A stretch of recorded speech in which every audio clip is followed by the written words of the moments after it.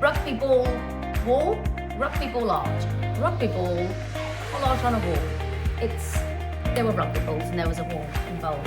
It was the thing that was just a bit risky and could have gone kind of wrong. I'm in the quarter-finals of Interior Design Masters. Loads of rugby balls all up on the wall. I didn't know how I was going to fix them to the wall at this point, but very earthy. Bring this luxe, trying to bring the learnings from the previous 4 weeks. I basically can't design a space without putting greenery in it. So that's it. Hi guys, and welcome back to my YouTube channel. If you are new here, then welcome. My name is Bryony Ace and I'm an interior designer based in Surrey, and I'm currently on the series Interior Design Masters on BBC One. If you haven't seen it, you can catch it on iPlayer, and we are going to talk about week 5 because I got to week 5, guys. I got through. Woohoo! And today we're going to be running through my week 5 design, which was Twickenham Rugby Club Hospitality Suite. I mean, this one really was, I probably repeat myself every week, but I'm like, we chop and we change, we go from luxury to skip diving and then back again and then a dog room, and then suddenly we are creating these hospitality suites, which are quite fancy, they're quite premium, and they have a premium price point, like a ticket to get into these spaces. So we knew that this definitely asked for a bit of luxury, and I really wanted to incorporate that in my design. Obviously, we've always got budget to bear in mind. The theming, as ever, is kind of always up to us and our interpretation of the brief and how that goes. And I was really excited about this one. I don't know diddly squat about rugby. Nothing, zilch, absolutely nothing. Obviously I haven't seen the episode yet because I pre-record this, but I did have a bit of fun trying to at least throw a rugby ball with Victoria, and it wasn't great. It wasn't my finest moment. I'll work on that. Yeah. And how we're gonna start is by discussing the fact that I got Standout Space. Standout Space for week 5, hospitality suites. Somehow I got Standout Space. Honestly, I was so happy with it. I was so happy with my design. I really felt like I pushed boundaries on my style, what I've done before, and all the different elements. And it was a challenge. It was a challenge because, again, I don't know what they're going to show, but I didn't really order enough paint, and the chairs were just absorbing it, and there were all the things. So we're going to run through them, but I got Standout Space and I'm through to week 6 of Interior Design Masters, and honestly, Twickenham Rugby Club was just a joy from start to finish.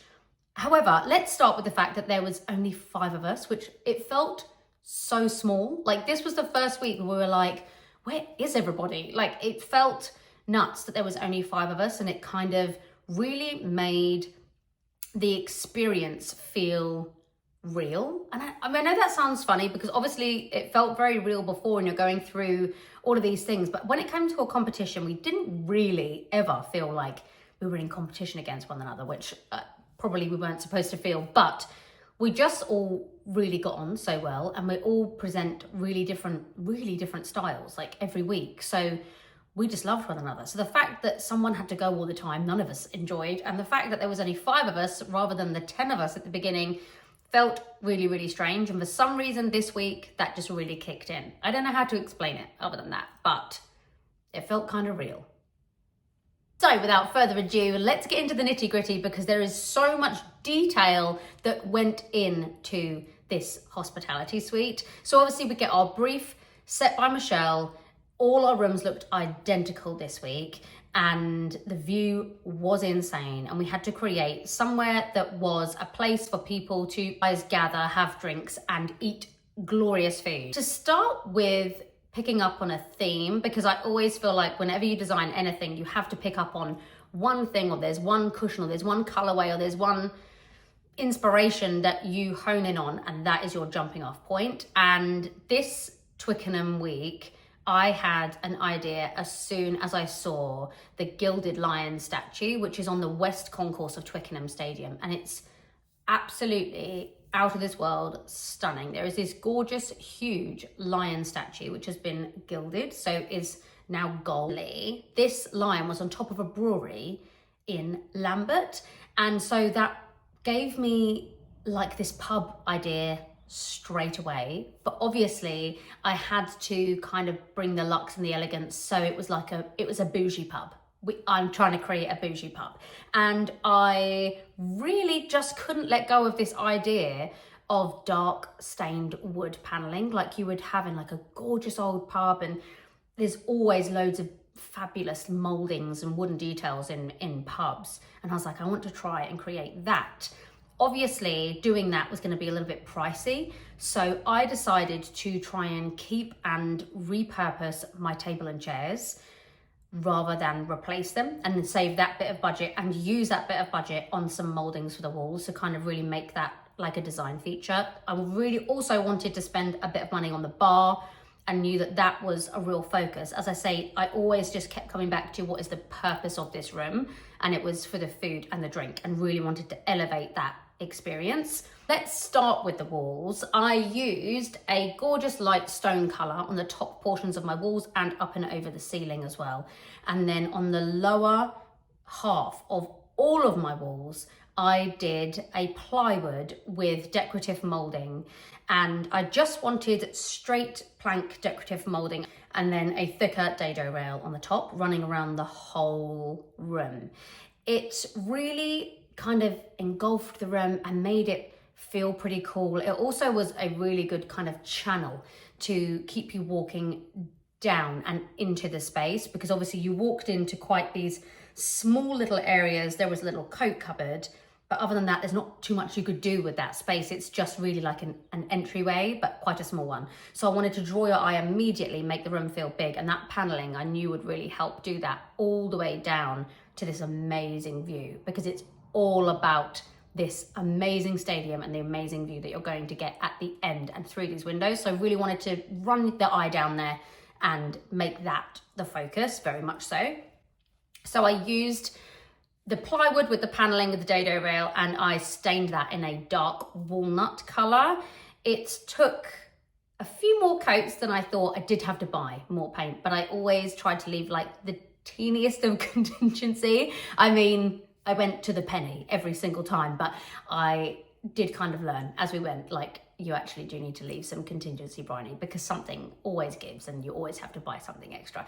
So I left a little smidge more, and I was able to get more walnut stain, which is amazing. Then if we talk about what I put on the walls, obviously on the upper portion, on the lovely stone colored paint, like light stone color, I wanted to, again, put the molding on there as well. So just carry the eye upward. It keeps it really timeless. It kind of makes it feel a little bit fancy. Molding just does a lot. Paneling does a lot. And I loved my week 3 apartment so much with the paneling. I was like, I want to do more of that. I spaced that evenly around the whole room. I added some really soft, like low level lighting on the walls. I thought that would look really nice during like nighttime viewing, because there's often concerts in Twickenham Stadium as well. They're just battery operated, so that was really easy. Just literally hung those up at the end, and then I drew a very basic kind of line sketch drawing of my original source of inspiration, which was the gilded lion on this statue. One drawing of that and one sketch of the lion in his original situ, which was on top of this brewery in Lambert. So I had both of those hung on the wall. Also wanted a mirror, good for bouncing light. It actually was like little bubbles, so add a little bit of texture, a little bit of fun, and a touch of elegance, because that was a really lovely antique brass color as well. Moving on to the bar area, this was really, really important to me. And I was going to use my bar area to really bring the luxe. So I kind of had my pub-based themed walls, a little bit more rugged. And then I wanted the bar to be the real touch of elegance. So I knew I wanted this marble effect, but obviously we don't have a budget for marble. Then I used this marble vinyl from B&Q, really dark, deep, like 100% black, and then a little bit of like a white marbling throughout it. And I used that on the ceilings, the backs, the sides, and the base of the bar, and then I created 2 new plywood shelves, and I wanted to create a little lip on the edge of the shelf so that I could hide battery operated lights, so all of the lovely drinks and the glasses and everything just really shone and obviously reflected in that light. So stuck the battery operated lights under there, and then on the edge of the top of my shelves I wanted to add this gold bar detailing. Obviously you can get these gold bars, but they're quite pricey, so I used a pot hanger from IKEA in the gold that they do, and just used 2 of those bars on top, and it kind of just acts as visually this gorgeous moment of kind of luxe gold, and really just frames the things that are behind it well. But it also acts as like a bit of a safety net, if you will, or a safety stopper for anything to be falling off of the shelves. I loved how that turned out, and I wanted these moments of gold around the whole room to just really lean into that gilded lion theming. So that was my touch of metals all around the space. At the opposite end of the bar, I wanted to create a stand-up bar. So you could stand there, watch the game, maybe there'd be some nibbles or drinks up there or whatever it may be. It kind of made the space a little bit more versatile than just having to sit at the large dining table in the middle. So I bought some extendable legs so that I could play with the height, because I wanted to get the height of that correct. And it's a ply top. Again, I created a lipped edge just for a little bit more elegance, and it hides the top of the legs. It just made it feel a little bit more premium. And then I created a back plate, if you will, that went on the back of the bar. Obviously it stops things falling off. It gives you a little bit of a break between what's on the other side of the window, so the glass itself and the bar top. But also I wrapped that back in the same vinyl as the bar on the opposite end of the room. So it really kind of bookended that nicely and added that bit of luxe to that stand-up bar as well. It also really just framed that window beautifully, which was already in quite a dark color. And ironically, the color that I used for my shelving in the bar and my stand-up bar was a paint called Lamp Black. It blended in so beautifully with the window and the door that was already there. So actually my decorator didn't need to paint that, which I was really lucky, because I was tight on time.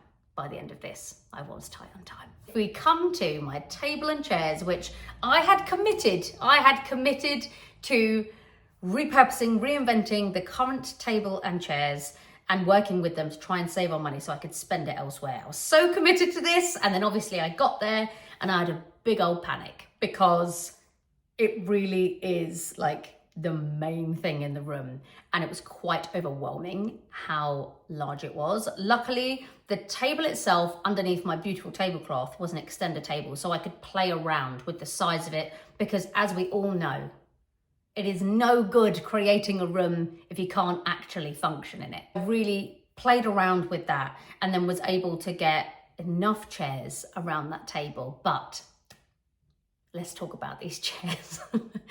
These chairs were a very purpley purple when I arrived, and they were very comfy and very sturdy, but they aesthetically were not going to work for me. And I didn't think I would have time to reupholster all of the chairs and recover all the chairs. So I decided to buy fabric paint. I've never used it before, and my goodness, did it work out well. But during the process, oh my good grief, was I concerned that I wouldn't have enough paint, that it would end up really streaky looking, that it would be the wrong color, like the purple was showing through. And I just told myself to keep going. I just had to be really, really persistent. Just had to keep going. Like, I think you learn as you go through this competition kind of how it works and the time and the budget in your designs, and it's about showing the intention and doing the best of your ability, but also really pushing yourself, pushing those boundaries. And I had this vision so early on, almost immediate, of exactly what I wanted to create from this Twickenham hospitality suite. And these chairs, being correct, were obviously a really big deal. Also, I can't tell you how much I panicked when I arrived and I realised that John, Rita, Craig and Victoria all had decided to bring in new chairs and tables. yeah, I had a good moment within myself at that point. As I kept painting, and it dried quite quickly, which is amazing actually. It was from a company called Fabricote, and I used the colour gunmetal. And in hindsight, maybe I should have just gone for their 100% black. I previously mentioned the other paint I was using in my room was called lamp black, which is kind of like a 90% black, because it's black can just be a little bit too stark, and I was worried about that. So I used this gunmetal, and I just had to keep layering it on, keep layering it on. Luckily, it was a really sunny day. Unfortunate for when I was then inside because it was boiling, but when we were outside, it meant that all of the chairs were drying really quite quickly, which was so fortunate. I don't know what I would have done if it had been cold and rainy. So I kept layering that on, and then eventually I could see that actually it was really good, and they looked like brand new chairs. However, I did also, as I was like counting up how many pots of this Fabricote I was using, realise that I absolutely didn't have enough paint to cover all of my chairs.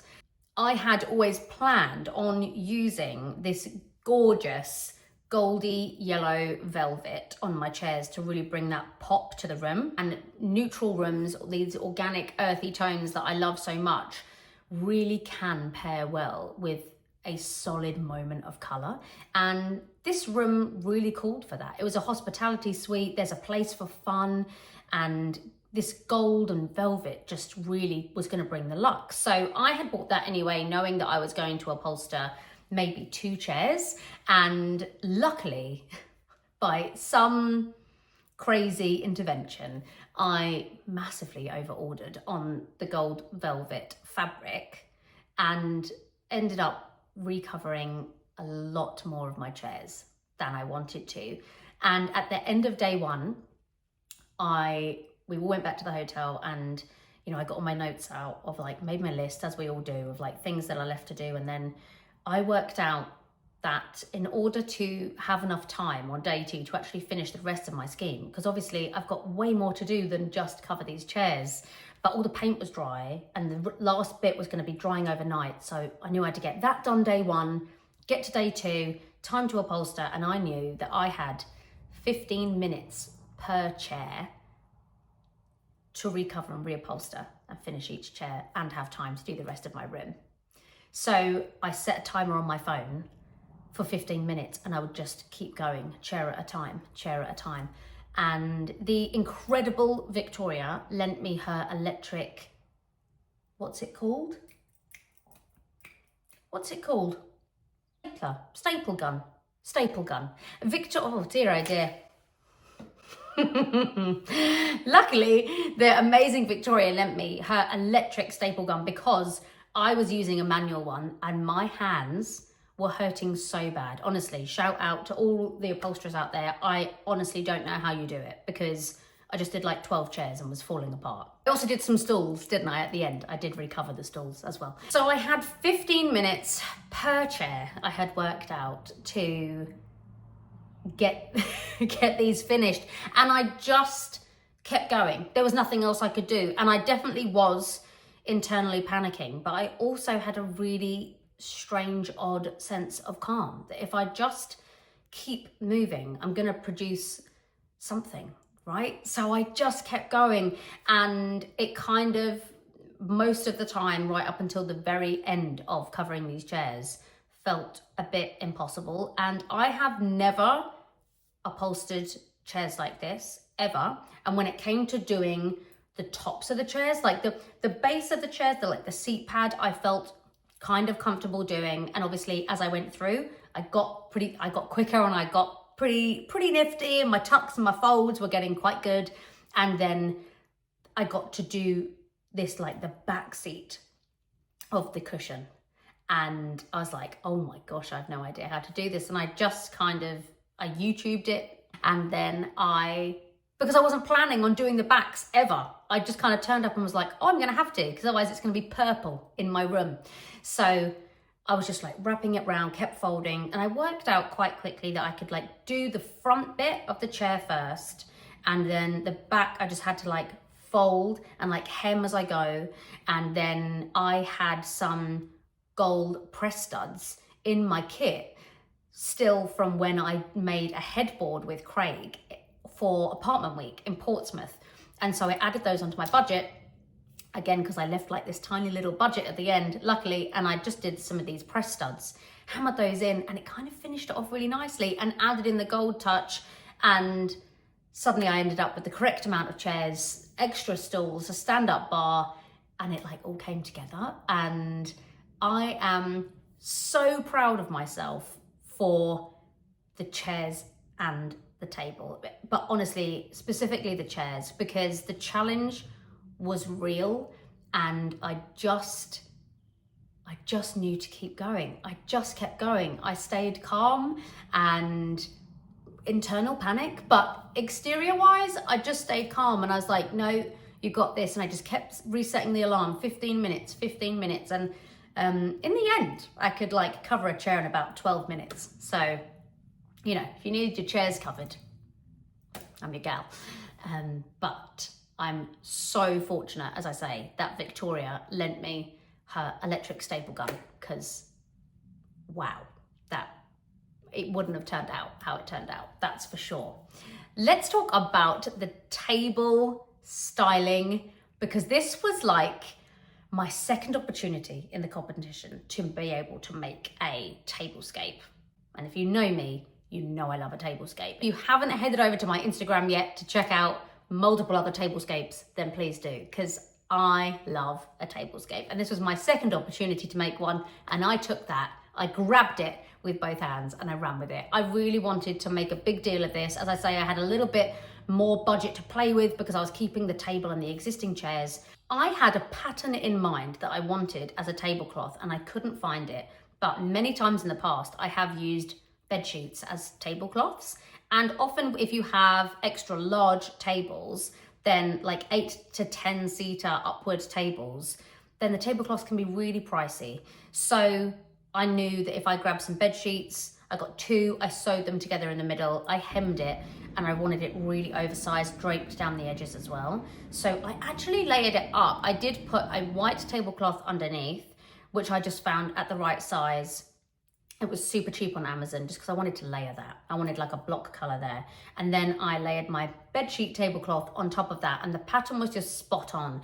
I felt like that kind of pub scheme is quite masculine, and pubs can be quite masculine in terms of their styling and their decor and like that deep dark wood paneling. So I wanted the tablecloth to be really juxtaposed, and I wanted it to bring that feminine touch, which definitely the white base with the black florals really did.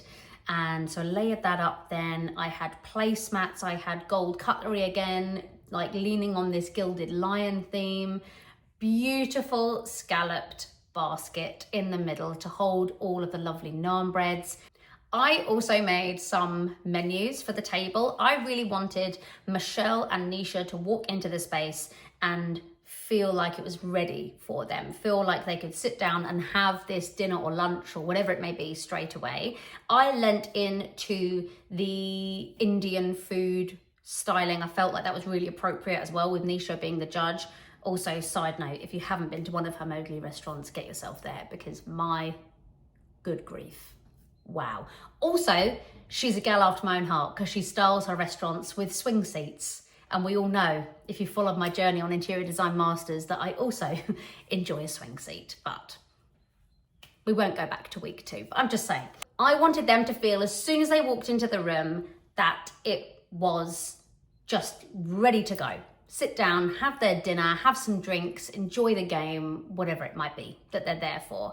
And so the styling part, as I say, was really, really important. I definitely wanted to add just a few little touches like limes, also that like pop of the green color. I really wanted to bring it to life. And then just a few more lovely little styling bowls, and you just really understood what this room was going to look and feel like when it was in use. Touch on lighting. I've spoken about my wall lights. So I had those wall lights that were just soft material covered. They were battery operated, really easy to just hang on the wall. They created a beautiful, just soft, low level, different style of lighting that you could use in the room. In terms of my overhead light, just came into the room. there was a pendant there, and then there were 2 pendants which I did jig around ever so slightly, move them so that they were central over that table, but high enough that if you were to push the table to one side, you could walk under it and no one would be hitting their head. And they were absolutely gorgeous. They were like these frosted globe lights that had a little kind of bump detailing, and then they were matte black fastening and chain detail right up to the ceiling rose. And I actually feel like they just brought the whole thing to life. Really felt like pubby. That just love how they look so much. I also love that the black chain with the black ceiling rose, again, you know, makes the space feel bigger because it makes you look up.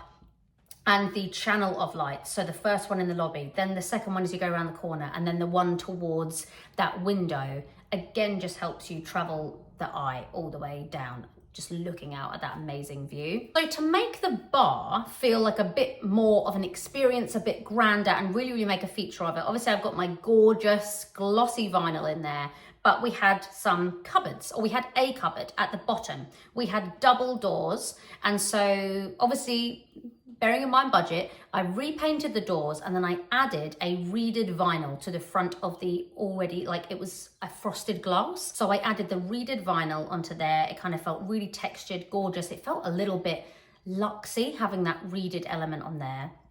And then I added a faux door to the left-hand side, and it just expanded those cupboard doors. It then had the darker color on the base of the wall. It opposed the TV that was higher kind of really well, and it just really tied up and kind of finished that wall off nicely. So they all had the reeded vinyl in there, which 100% looked like glass and was so easy to do, so inexpensive. I had my gold vinyls printed that say Twickenham, and I put them on each of the doors, and again it just kept going with that gold theming around the whole space.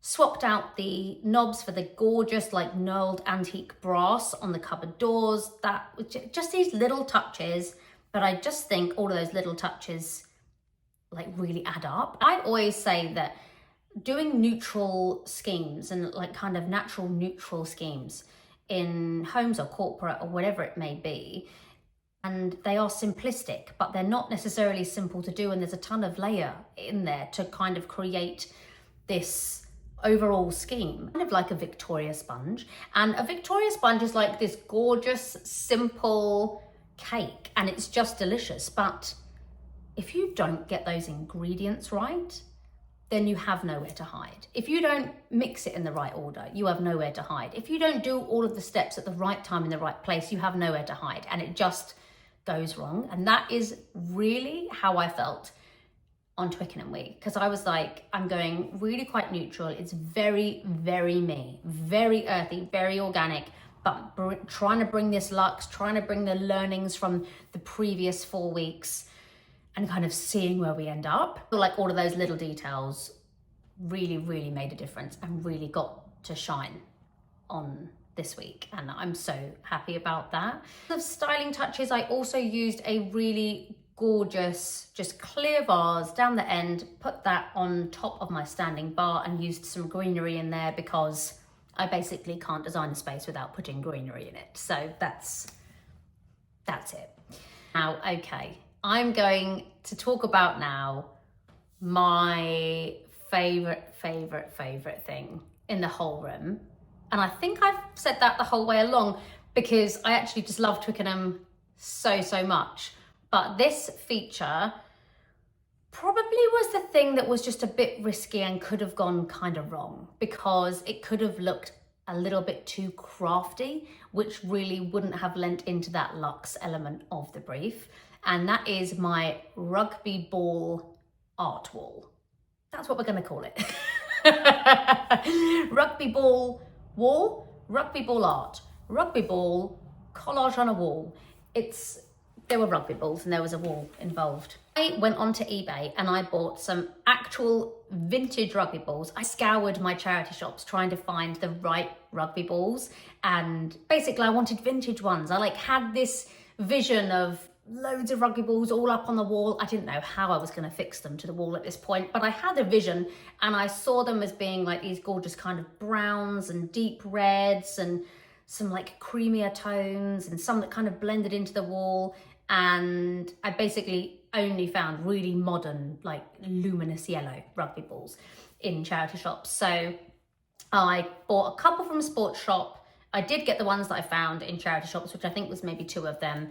And then I found some gorgeous, gorgeous vintage rugby balls, which I was able to just get in time. And when I say just, I mean like we're talking on the morning of when I left for week 5 was when this rugby ball turned up.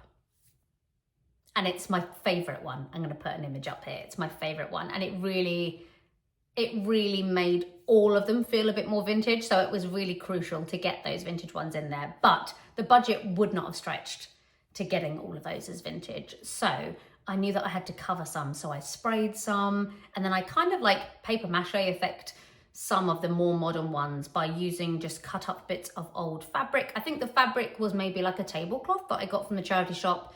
I soaked that in PVA glue and water and then just wrapped it in loads of strips around the rugby balls.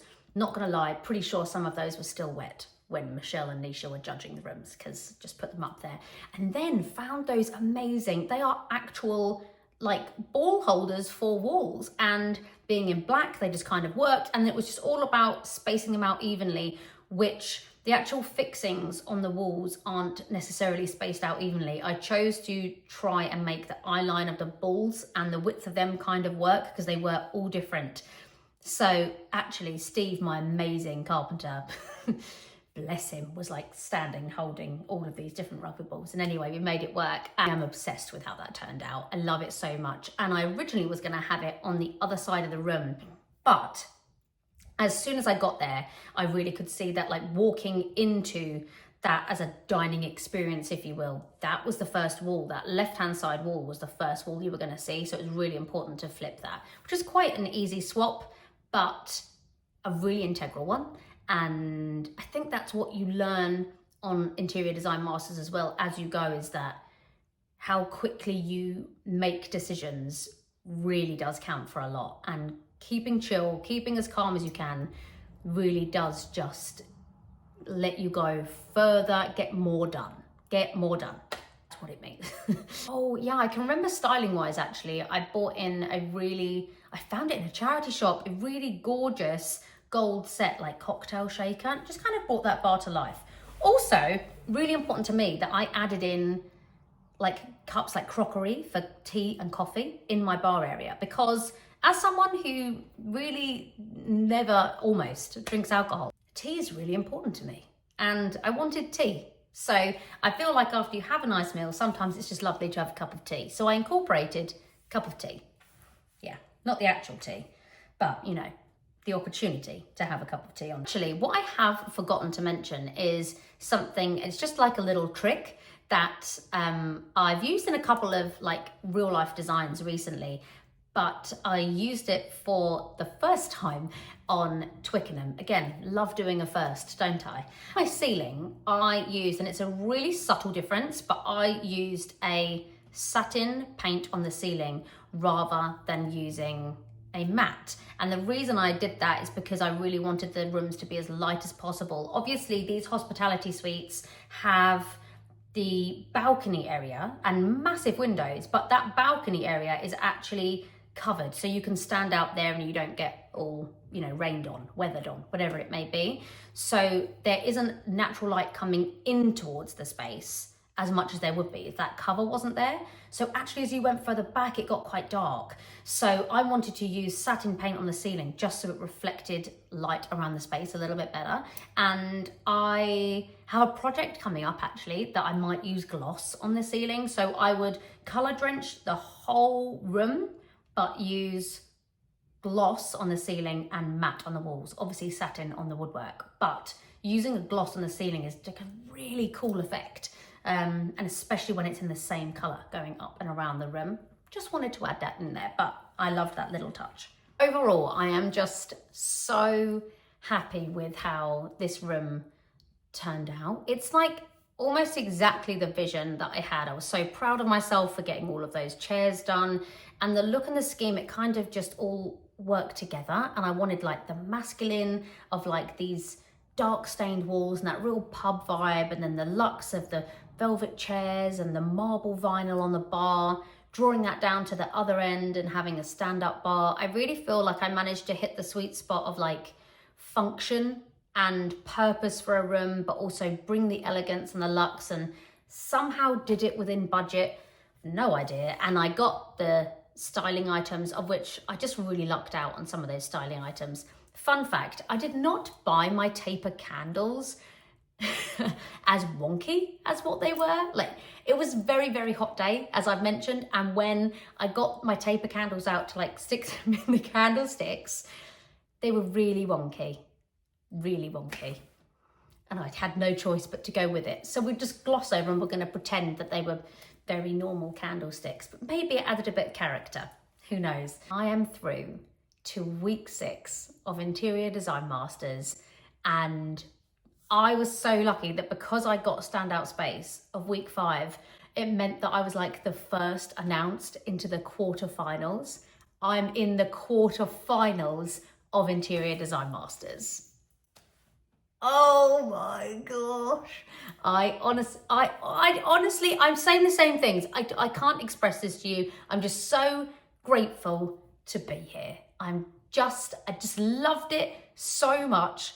Learned something every week, and Twickenham just felt special. And I don't know how else to put it, but it's like I found like this new layer of comfort and confidence within my style and how to do it and how to pull it off. And I just loved it. I loved it so much. And yeah, as I say, if you like a tablescape and you haven't headed over to my Instagram yet, then do head that way, because there's a lot over there. I do enjoy a tablescape. So much for being here. Thank you so much for all of the comments. You guys have given such lovely comments to all 4 weeks previous to this. I'm so grateful for those of you who are like taking the time to message me and asking me about paint choices and just all of the things. So that's it, guys. I'm gonna see you next week for a week 6 roundup.